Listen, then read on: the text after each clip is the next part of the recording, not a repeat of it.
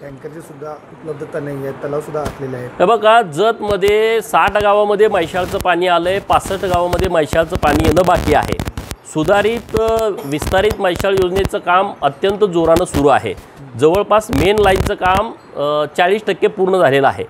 आता दुष्काळाची परिस्थिती तुम्ही म्हणताय ती खरी आहे की अनेक गावामध्ये आता टँकरची मागणी आहे. म्हणून मी माननीय कलेक्टर महोदय, माननीय प्रांत महोदयांना मागच्या आठवड्यातच सूचना दिलेल्या आहेत की तात्काळ ज्या गावामध्ये गावकऱ्यांची पिण्याच्या पाण्यासाठी टँकरची मागणी आहे त्यांची मागणी घेऊन त्यांना लगेच तात्काळ मंजुरी देऊन त्यांना टँकर देण्यात यावेत. मी आता जतलाच चाललो आहे, त्यामुळे निश्चितपणे ज्या गावामध्ये पाण्याची अडचण आहे त्यांना टँकर देण्याची व्यवस्था केली जाईल.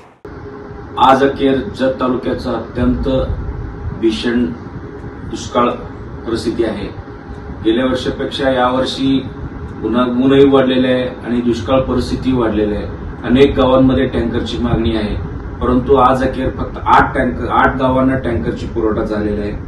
आणि पूर्व भागातील आणि जत तालुक्यातील जवळजवळ सगळेच तलाव कोरडे पडलेले आहेत. त्यामध्ये पाईपलाईनद्वारे किंवा कॅनलद्वारे पूर्णपणे पाण्याची आवर्तन सुरू नाहीये आणि अत्यंत वाईट परिस्थिती आहे. शेतकऱ्यांचे आणि जनावरांची सुद्धा वाईट परिस्थिती आहे. त्याकडे लोकप्रतिनिधी आणि प्रशासनाचं अक्षम दुर्लक्ष आहे.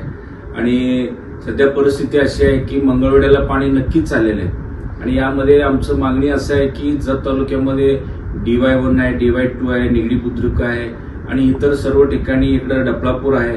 या ठिकाणी सगळीकडे जर पाणी त्वरित दिलंस, मोठं फळपीक आहे, द्राक्ष आहे, डाळिंब आहे आणि यामध्ये सगळं पिकं आपण संवर्धन करू शकतो. अदरवाईज खूप वाईट परिस्थिती आज जत तालुक्याची एकंदरीत आहे.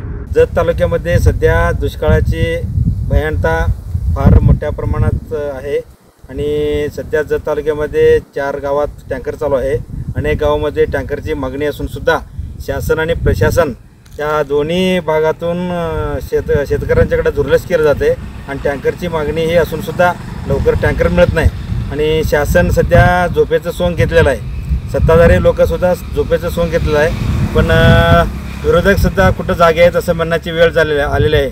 आणि संपूर्ण जत तालुक्यामध्ये दुष्काळाची दाहकता मोठ्या प्रमाणात असल्यामुळे लवकरात लवकर प्रशासनाने लक्ष देऊन टँकर चालू करण्यात यावे. पाणी टंचाईच्या अनुषंगाने तालुका स्तरावर तहसीलदार आणि गटविकास अधिकाऱ्यांच्या याच्या एकत्रित बैठकाही झालेल्या आहेत. साधारणतः त्यांच्या अंदाजानुसार यावर्षी आम्हाला 109 टँकर्स मॅक्सिमम, जास्तीत जास्त 109 टँकर्स लागणार आहेत. त्यात सर्वाधिक टँकर्स हे जत तालुक्यामध्ये लागतील. या सगळ्यांचं पाणी कुठून भरायचं आणि वाटपाची यंत्रणा आणि टँकर्सची ही निवड पूर्णपणे झालेली आहे.